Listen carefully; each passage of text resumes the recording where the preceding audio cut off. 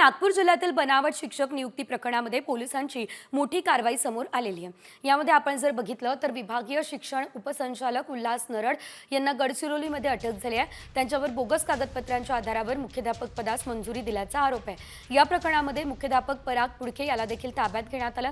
पराग पुडकेला शिक्षक पदाचा अनुभव नसताना बनावट कागदपत्रांच्या आधारे उपसंचालक उल्हास नरड यांनी सरळ मुख्याध्यापक बनवलं। यामध्ये मोठा आर्थिक व्यवहार झाल्याचा आरोप आहे। तर तब्बल 100 ते 200 कोटींचा घोटाळा असल्याचं बोललं जात आहे।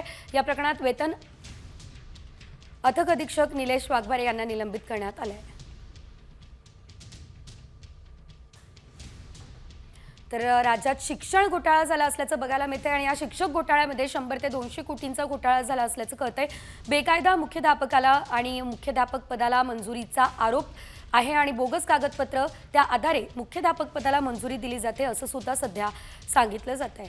नागपूरमध्ये हा साधारणतः 100 ते 200 कोटींचा घोटाळा असू शकतो। बोगस कागदपत्रांच्या आधारे मुख्याध्यापक पदाला मंजुरी देण्यात आलेली आहे। हा घोटाळा काय आपण बघतोय, शिक्षक पदाचा अनुभव नसताना थेट मुख्याध्यापक केलेला आहे।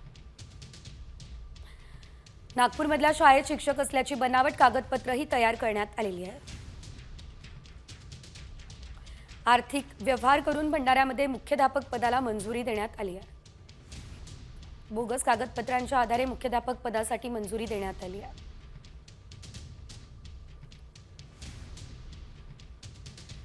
तर आपण पाहतोय ही मोठी बातमी, राज्यामध्ये मोठा शिक्षक घोटाळा झाला असल्याचं बघायला मिळतंय आणि एकंदरीत आता या संदर्भात नेमकी काय कारवाई केली जाते हे बघणंही महत्त्वाचं असणार आहे। बेकायदा मुख्याध्यापक पदाला मंजुरी देण्यात आलेली आहे। आर्थिक व्यवहार आणि खोट्या कागदपत्रांच्या आधारावरती मुख्याध्यापक पद जे आहे ते या ठिकाणी ठेवण्यात आलेलं आहे।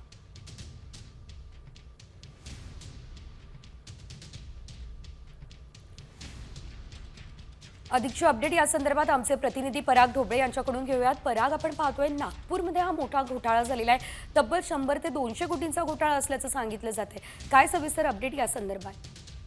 नक्कीच नागपुरात जो शिक्षण भरती घोटाळा सध्या उघडकीस आलेला आहे हा एका प्रकरणापुरता जरी वाटत असला तर गेल्या अनेक वर्षांपासून हीच पद्धत जी आहे ती अनेक शिक्षक भरती प्रकरणात वापरल्या गेलेली आहे आणि त्यामुळे तशाच पद्धतीचे बनावट पद्धतीचे जे आहे शालार्थ आरडी तयार करून शिक्षकांना मान्यता देण्यात आली आहे। अनेक बोगस कागदपत्र या सगळ्या संदर्भात लावण्यात आली आहे। यामध्ये खरं तर विभागीय शिक्षण उपसंचालक उल्हास नरड यांनाच अटक झालेली आहे। त्यामुळे या प्रकरणाचे पाळेमुळे किती मोठे असेल हे सुद्धा महत्त्वाचं आहे, कारण की आता हे प्रकरण उघडकीस आलं म्हणजे हे फक्त एका प्रकरणापुरतं नसेल तर यापूर्वी झालेल्या अनेक प्रकरणाची चौकशी होईल आणि अनेक बाबी जे आहे ते हळूहळू पोलीस तपासात सुद्धा पुढे येणार आहे। यापूर्वी सुद्धा अनेकदा अशा पद्धतीच्या शिक्षण भरती झालेल्या आहेत। घोटाळा झाल्याचे आरोप जे आहे गेल्या अनेक वर्षांपासून होत आहे, मात्र थेट पुरावे कोणतेच हाती लागत नव्हते। मात्र या प्रकरणात तक्रार झाल्यानंतर पोलिसांनी जे अटक केलेली आहे ते शिक्षण उपसंचालकांना अटक झाली आहे। त्यामुळे या प्रकरणात अनेक जे लोक जे आहेत ते पुढच्या दिवसांमध्ये अडकल्याचं आपल्याला पाहायला मिळणार आहे आणि हा घोटाळा 100 ते 200 कोटीच्या घरात असेल किंवा त्यापेक्षा किंबहुना जास्त सुद्धा असण्याची शक्यता आहे।